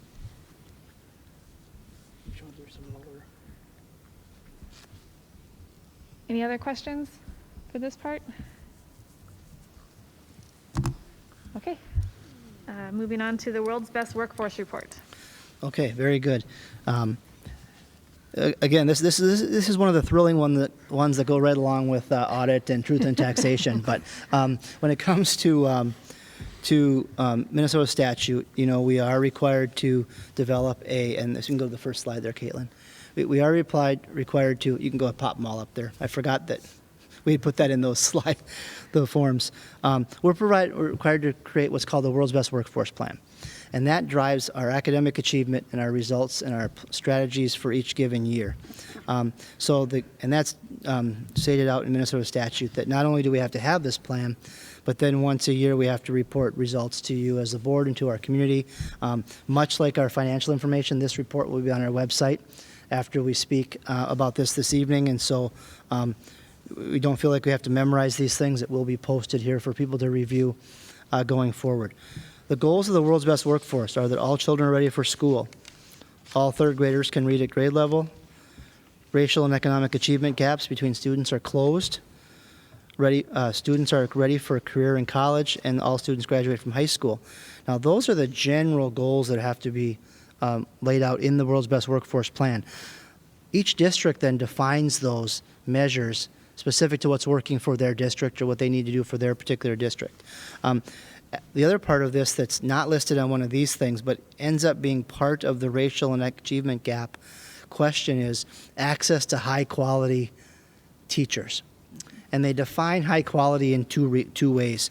One is the longevity of the teacher, their experience factor, and the second is effective on the evaluation process that we utilize. And their goal there, and why it doesn't come up often in a school district like ours, is that if we were to have multiple buildings that serve the same grade level, so for example, we had 3 or 4 elementary schools, What the Minnesota Department of Ed would be concerned about in this state would be that one of the schools has all the new teachers, or one of the schools has all the teachers that are not doing well on their evaluations, because number one, we support our teachers, and when we need to give them more support, we do that. And we all have all of our grade levels in one building. It's not quite the same concern from that, because all of our third graders get the Hartley team with that particular option. So with that piece. So we can go on to the next slide. So in the Ready for School goal, our goal is that 90% of our incoming kindergartners will be deemed ready for kindergarten.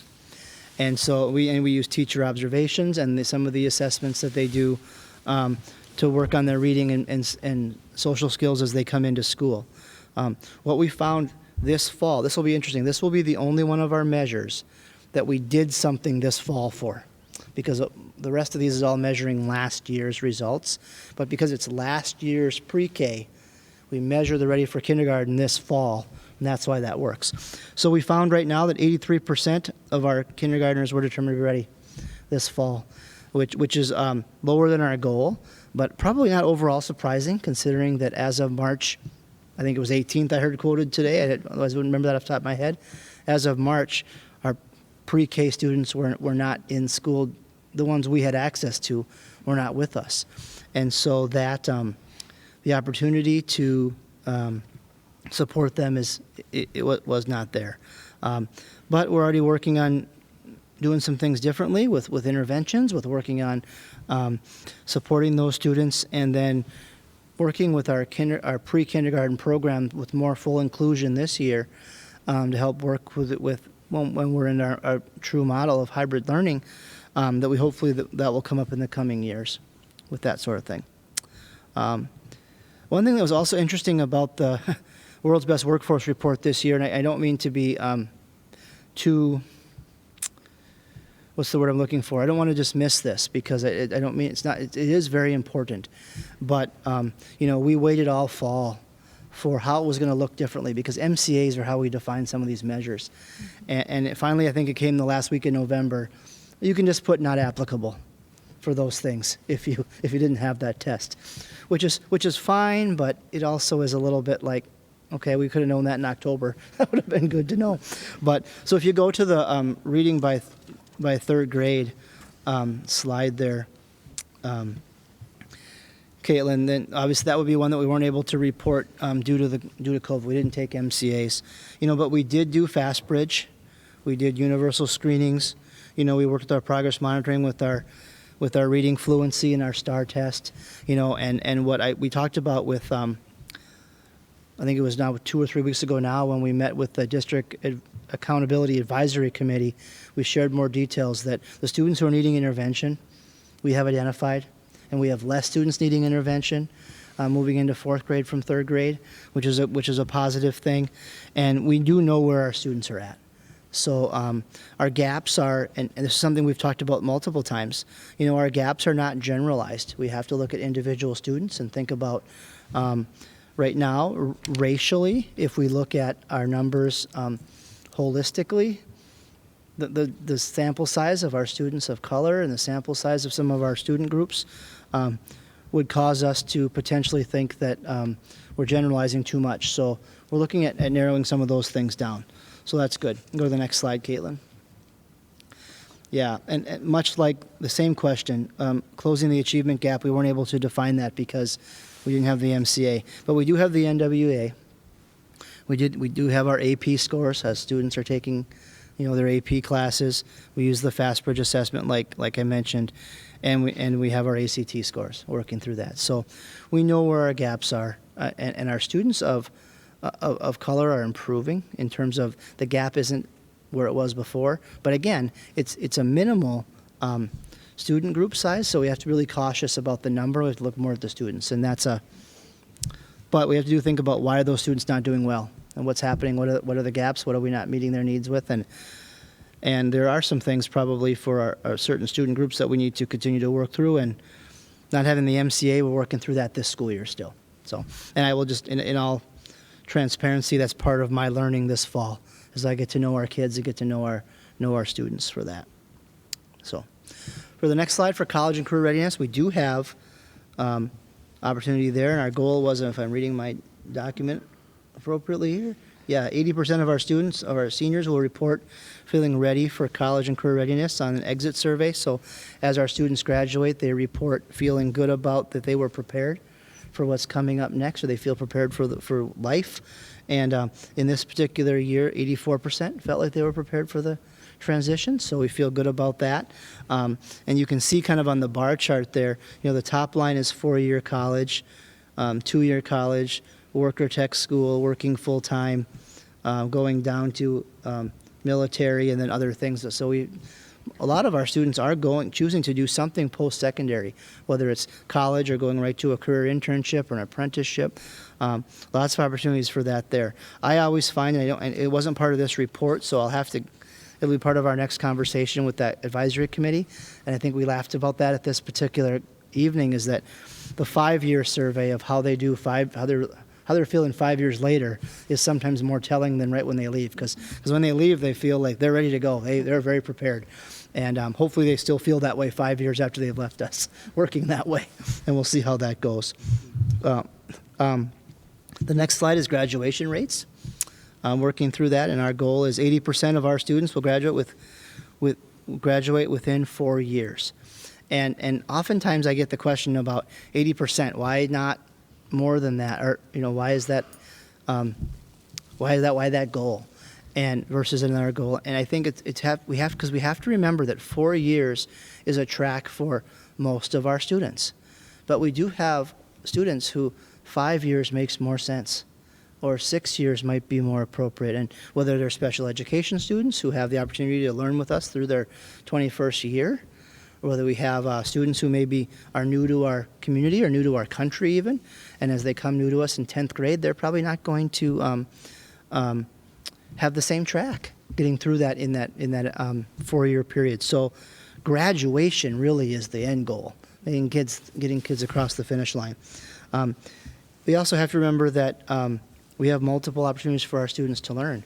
And so we have our area learning center that serves some of our students. We have our high school here that serves some students. So we had a really good year. 86.91% of our students graduated in 4 years, met their 4-year cohort track, which just for disaggregation's sake, just over 92% of that, 92% graduated from the high school in 4 years.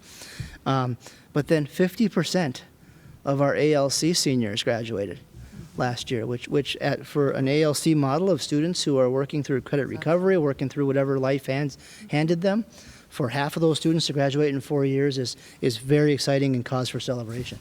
So I'm pleased with 86.81, I think is what that is for this particular year, and I look forward to setting that bar a little higher next year. We'll continue to increase that goal and look forward to moving forward with that. But overall on our goals, I feel like we know where our students are at.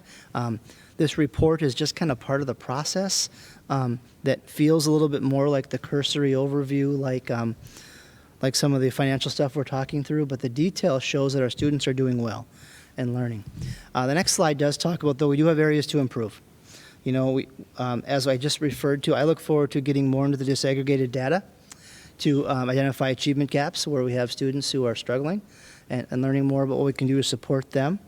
I look forward to evaluating the diversity in our curricular materials, whether or not we taking advantage of what we already have, because I in my initial review, I know we have a lot of great things happening and representative of a lot of different racial and gender and different opportunities in our materials, but we always have the opportunity to improve that. We do need to continue to put an emphasis on increasing our teachers of color, which is anytime we see staff who look like our students, that's a positive thing.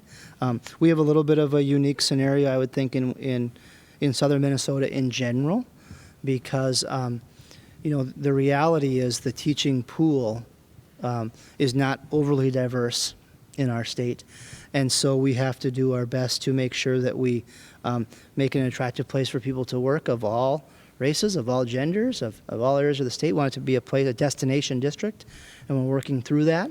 And some of the things we're doing with the internship programs, the things we're doing with our pathways is going to help support some of that too. Our Grow Your Own grant that is beginning here with our students taking that course this spring is going to help increase that. That's purposely targeted students at our high school who are students of color who want to be teachers.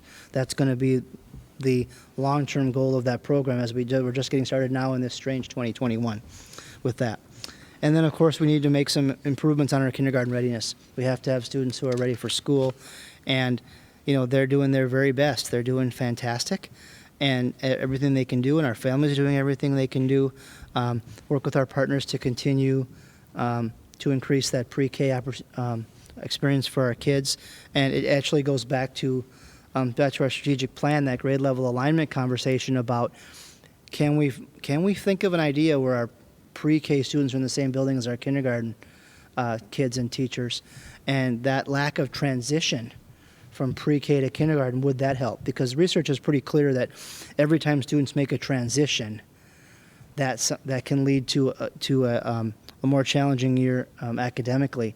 And so, you're not likely going to ever have in a district our size a pre-K-12 building. We don't want that massive of a school. That doesn't make any sense. But at the same time, where can we find a few of those key transitions to eliminate as we work through that?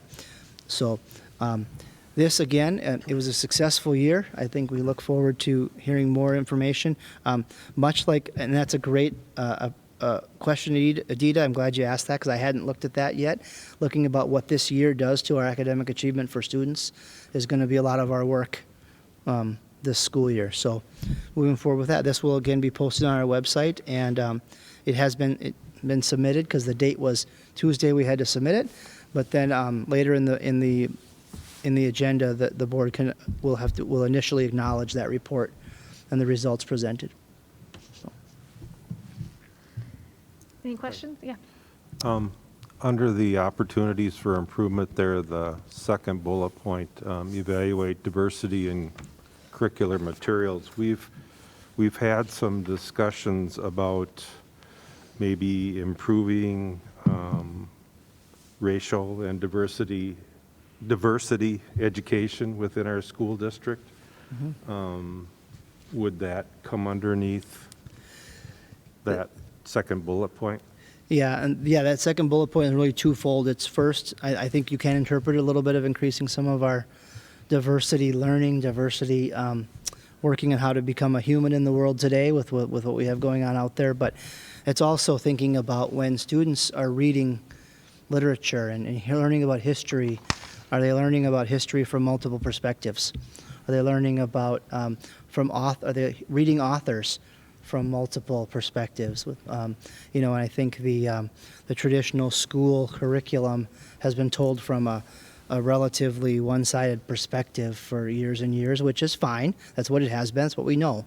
But as we have the opportunity, and as is appropriate, because we're also not here to, we're only here to educate and inform. We're not here to sway opinions. And so as is appropriate, do we have more opportunities to share different perspectives with our students? That's kind of what that's thinking about. Yeah. Any other questions or comments? I kind of do. Do you think that this year, since it's been kind of a crazy year with keeping track of mental health with kids and the grade levels and everything, do you think that this makes us more on point on addressing and finding maybe people that are at risk a little bit more? Maybe looking at them and seeing how we can address those needs a little sooner, a little quicker? Yeah, I think it probably does in some ways. The volume also has gotten a lot larger. Yeah. I think too, which is not not always a as most manageable thing. But I do think that we are customizing and personalizing our instruction and our emotional support more than we have in the past, and because we have to. Mm-hmm. The students who are not logging on, or the students who are not completing their work in whatever way, shape, or form, our staff is as challenging as it is, doing everything they can to reach out to those families and keep them engaged and keep those kids engaged. But so I think it's probably, and I said that this spring, maybe even to some of you in some of our conversations, if we ever didn't know if we were getting to every kid, we do now. Right. And I don't know if that means we're going to be able to support them in the way they need to, 100%, but at least we have a better idea that they're there and that they have needs. So I think we've almost become more aware of it Okay. in a lot of ways, and now we have to continue to think about how we support that and respond. Because Ben had kind of mentioned that you've got a group of kindergartners coming in that you've never had exposure to because of all that time that we lost. So, yeah, it is, you don't want to lose ground, and you want to be able to give them the best support moving forward that you can. Yeah, yeah. I think that the reality of it is, though, is that we have to look at some point we're going to have to drop the conversation about how far behind they are and talk about where they are. Yep, yep. And then how we're going to keep moving forward and catch up. And Elizabeth and I have talked already, and I've talked with a couple of principals too about some of the CARES Act money we can utilize for some maybe additional summer programming this year to provide some opportunities for kids in addition to what we normally would do for our summer programming, particularly for some of our younger learners who may need to have some of that catch up. And so that's going to be a lot of exciting work in the next half a year or so. It is, because it's innovative. It's an innovative time for us right now, where we're kind of forced into it, and I think really good things. You've got the collaboration that you talked about earlier, and there's just so many silver linings that's going on. Yeah, and I think that in general, everyone's experience is different. Everyone's experience is stressful and anxiety producing in its own way. But I think in general, as we get through this holiday season, we get it through this winter time, between the vaccine conversation, between the trying to get kids back to school conversation, I think we're all ready a little bit to start hearing some of those ideas again. We're in survival mode for a lot of this fall. We want to be innovative, but there's only so much brain space. And so as we get into this next few months, I'm excited to see what we can do next. Yeah. Other comments or questions? All right, Okay. take a break. Thank you. Yeah. All right, moving on to our financial reports. Elizabeth. Thank you for the floor again. I'm going to shift focus a little bit, but again, if there are any specific questions regarding expenditures, revenues, where we're at student count, I'm happy to answer that. Just as a reminder, what we're doing is just taking a snapshot in time. So we're looking at where were we this year at this time last year versus where are we at this time this year. It just kind of helps us, are we on budget, are we on track? So it's just a tool that's helpful to us to make sure that we are within where we thought we would be, because again, when we built our budget, that was in June, so we always approve the budget before our financial year begins, which is July 1. So now we've seen half a year. Our audited numbers are done. So again, that's kind of tying into all of our planning, all of the different cycles. What we're going to be doing now is taking a look at using the information we have now, comparing last year to this year. We've got our audited numbers. We're going to tighten up now the budget that we have for our current year. So using, of course, we had projected amounts of student count. So we're going to be looking at what has our history been now so far within these first couple of months of school. We're going to be taking a look at fine tuning our current year budget, and we'll be bringing that to the school board. And then as you noticed tonight, we're also living in a year ahead as well. So we're always actively living in 3 years. We're tying up 1 year in a current year and then also looking to our next year, already planning.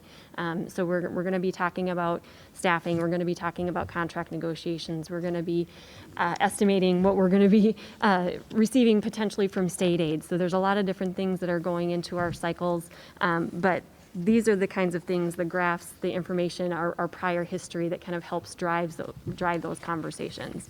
So these are some tools that we use. I also want to take this opportunity to talk about some of the resources that we do have on our website. So like I said, I'm going to shift focus just a little bit. So if you go to waseca.k12.mn.us, under the department section, and then if you go to district office, all of the information that we even talked about tonight, the current information is not out there, but we try to build a history for anybody that may want to look out there. Again, trying to be as transparent as we possibly can. Our financial statements are out there, all of the different district budgets over the prior years. So you're going to see 3 documents within each of our fiscal years. You're going to see our preliminary budget. You're going to see the posting that we put in Waseca County News for that November required posting that also has information on the report card. And then you're going to see our final budget. So you're going to see 3 things, 3 financial statements or financial information pieces for each of those district budgets. Talk a little bit about Financing Education Minnesota. There's an organization I am a part of that put together a video to try to make it a little bit more user-friendly of how our schools financed in Minnesota. So that's available to you. If there's any questions that anybody has, I am always available. So whether you want to have a phone conversation, a meeting, I'm always happy to do that. And like I said before, we're also going to be putting our Truth in Taxation presentation out there. Last year's is there now. Until we actually have the meeting, I don't replace that, so it stays on there year-round. Again, just wanting to point out that there are a lot of tools available to individuals if they are ever interested in the financial aspect of a school district. That's all I had, unless anybody had specific questions. All right. Thank you. Thank you. All right, moving on to committee and board member reports. Anyone want to begin? Charlie, want to begin? Sure.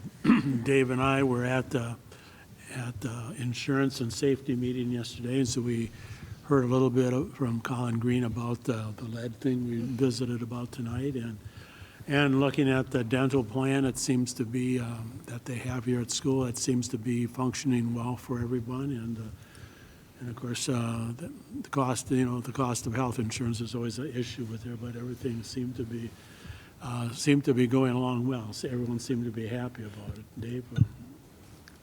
Dave was there too, so. Yep. Yep. I think Charlie said it all. Do you have any other No. committees? Okay. No. I feel like I was on a few this month. We had personnel, like in end of November, and we mostly talked about how staff was dealing with distance learning, which I think now that we've been in it for a few weeks, we can see that it's going very well. I think the distance learning, although I'm looking forward to kids getting back, and I'm sure staff is as well. And then we had the District Accountability Advisory Committee where we reviewed the World's Best Workforce report prior to the board meeting. And then Dave, Katie, and I sat on the committee for just kind of the task force about grade level configuration, and that was a really kind of a fun conversation to have. It was exciting, so it was kind of fun just to throw darts at a wall and see what fits for our district, and then look at other options, as so many options. And then we just had a policy committee meeting where we reviewed those policies that we need to look at annually, and the board will get to see all those in January. So I think that's all I have. So You kind of. I know. Sorry. No, that's fine. I should have gone last. No, I was just going to elaborate on the grade alignment one. I reached out to a couple different districts on how they've handled it. So I'm talking with Byron and St. Peter in the next couple of days. And then Belle Plaine and Owatonna I've reached out to, but I haven't heard from. So it's kind of neat to have collaboration not only within your own district, but reaching out to other ones to see what they're doing and how they can help implement your changes. Cool. Your turn. All right, so the only one that hasn't been discussed is finance for me, and we went over the preliminary audit numbers and then also student numbers. Adita. I don't have anything. Everything was covered. Okay, thank you. Aaron. I guess just a couple things with the proposed relief package that's currently at the federal level. There is a proposed $82 billion for education support. About $54 billion of that is allocated to K-12. Of course, we'll have to see how that plays out, right? We'll see what the vote comes up and then how that's allocated. And then with regards to the 7th special session here in the state of Minnesota last week, that relief package, not a lot for education there, but there was one provision I think that's important to mention, and that was the change or extension of the deadline for free and reduced lunch applications from December 15th. It got extended to January 4th. So I think it's just important to note that for the district and our community, but yeah, beyond that. Cool. Thank you. Megan, anything to report from student council or elsewhere? We actually had a meeting yesterday with some seniors to discuss class motto, flower, and then we actually trying to like brainstorm some things to kind of like lift school spirit. So we're gonna do a, like an ugly sweater contest kind of thing. I'm sure some people saw it on Twitter, but Yeah, I saw that today. I thought that looked really fun. So cool. All right. Do you have any recognitions or positive feedback you want to share? I would like to say actually that I know distance learning is not my favorite, but it's nice actually quite a few of my teachers do Google Meets, whether it's with the whole class or just one-on-one, and it's nice to be able to talk to my classmates, especially the ones I don't see because they're on the other day from hybrid. And getting to see people without a mask on is also really nice, so I like that part of it. I agree. I think the increase in Google Meets opportunities in the last couple of weeks has really made a difference for my kids too. So yeah, I agree with that. Thank you. Erin, do you have any positive feedback or recognitions to share tonight? Other than it's been an absolute pleasure. No, thank Great. you. Well, thank you. Again, we appreciate you being on the board these last couple of years. So Thank you. Adita. I just would like to say Merry Christmas to everybody in our community and enjoy as much as you can the time off. Thank you. Scott. The only thing I had was the 4 students of excellence that were posted. And I couldn't find it again, so I wasn't able to bring up the names.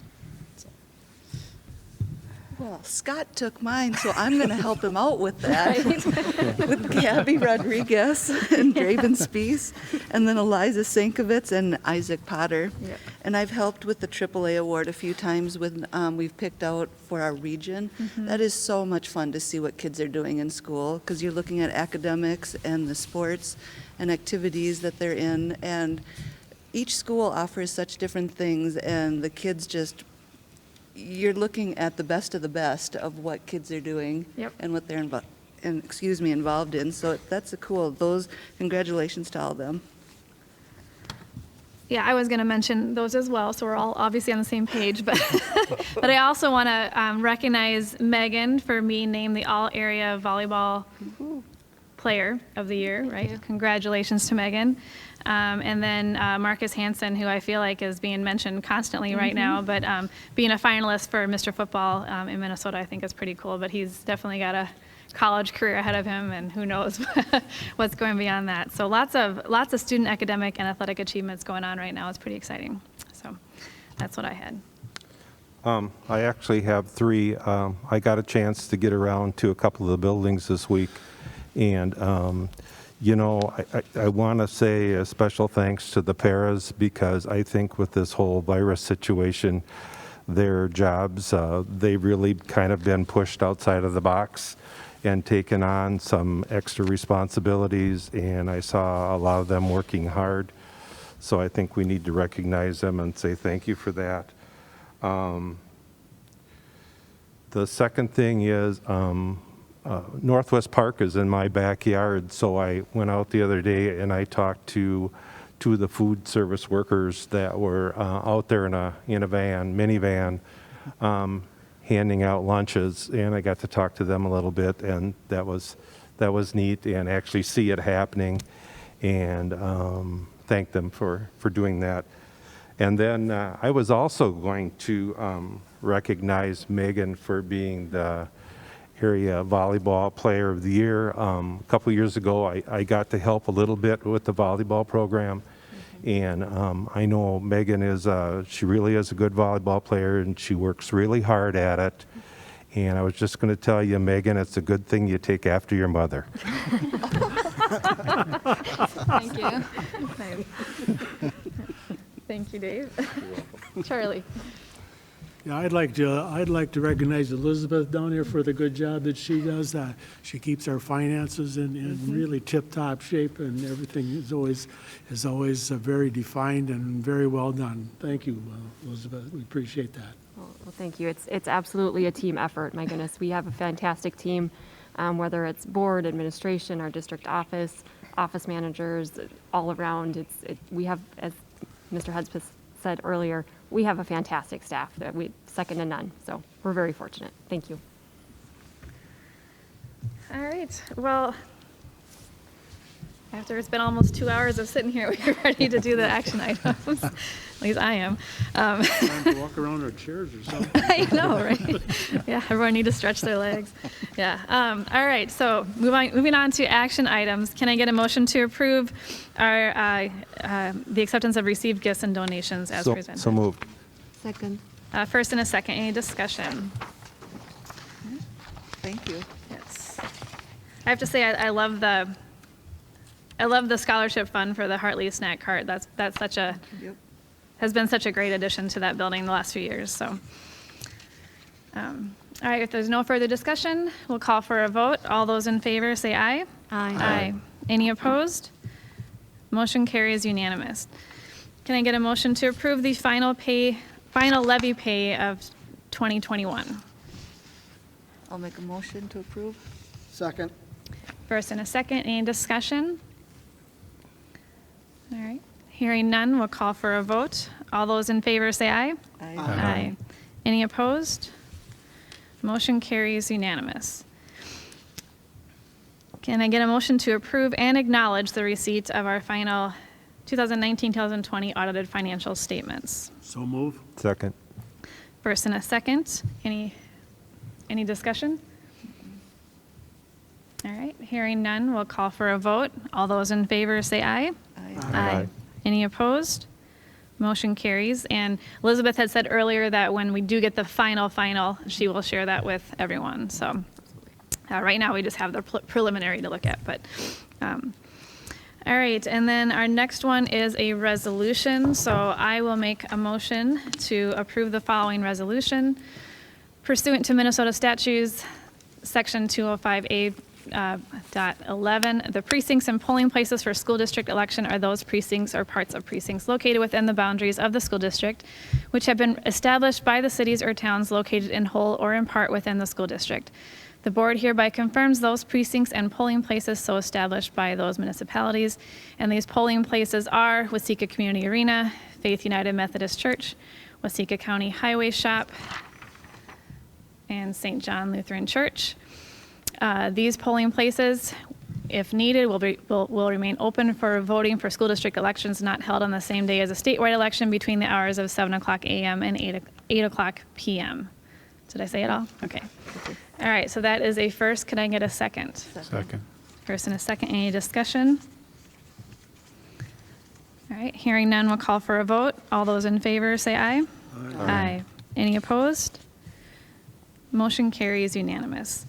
And then we'll acknowledge the receipt of our World's Best Workforce Report for 2019-2020. Thank you, Eric, for sharing that with us. Can I get a motion to approve the January school board meeting dates that we discussed earlier? So moved. Second. First and a second. Any discussion? All right, hearing none, we'll call for a vote. All those in favor say aye. Aye. Any opposed? Motion carries unanimous. All right, and then we have another resolution. This is for the Adult Basic Education Consortium. So I make a motion to approve the following resolution, whereas the Board of Education hopes to realize the academic goal by making adult basic education opportunities available to its adult residents. Be it resolved that District 829 Waseca agrees to work with, I believe it's 13 other districts or centers, and then the adult basic continuing education program is housed in the LeSueur-Henderson district. So, and that will be for the 2020-2021 school year. All right, so that's a first. Could I get a second? Second. Thank you. First and a second, any discussion? Oh, I realized I forgot to do a roll call for my previous resolution. We'll do it for this one. I even wrote it down, whatever. All right. I didn't catch it either. All right, if there's no discussion, we will do a roll call vote. I'm sorry. So when I say your name, just tell us your vote. Aaron, Yes. Edita, Yes. Scott, Yes. Katie, Yes. I am yes. Dave, Yes. Charlie. Yes. All right, motion carries unanimous. We'll just ignore that previous one. Can I get a motion to approve the amendment to J. Civil Road's letter of retirement? So moved. Second. Second. First and a second, any discussion? And this is in here because it was on a consent agenda before, and then we had to make a change. Correct. So Okay. what we've done procedurally is when something's been previously approved in a consent agenda and we have a change, we pulled it out separate so that the board is more aware of that particular option, seeing it.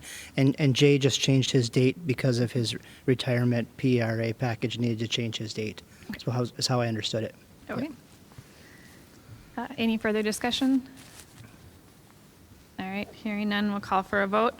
All those in favor say aye. Aye. Aye. Any opposed? Motion carries unanimous. Can I get a motion to approve the renewal of the contract for vending meals with Grace Garden Childcare? I'll make a motion to approve. Second. First and a second, any discussion? All right, hearing none, we'll call for a vote. All those in favor say aye. Aye. Any opposed? Motion carries unanimous. All right, upcoming items and reminders. Well, I truly hope, as Adita said, our staff gets to enjoy a couple weeks of a break here and really take advantage of it as much as you can take advantage of things right now. So that's one upcoming. So my upcoming reminder is take a break, and that includes the board. But our next meeting is January 7th at 5:30. That'll be our organizational meeting, and we'll also seat board members who were just elected in our November election. Anything else to remember? Leadership conference online this year. Yeah, that'll be fun. That'll be weird. That'll be really, it'll be interesting, yeah. So that'll be 3 Thursday mornings in a row. Yeah. So, yeah, I'm curious how it'll be interesting, so, yeah. I have off from work, so that'll be good. All right, good. All right, if there is nothing else, can I get a motion to adjourn? So move. Second. All in favor, say aye. Aye. Aye. Aye. We are adjourned. Thank you, guys.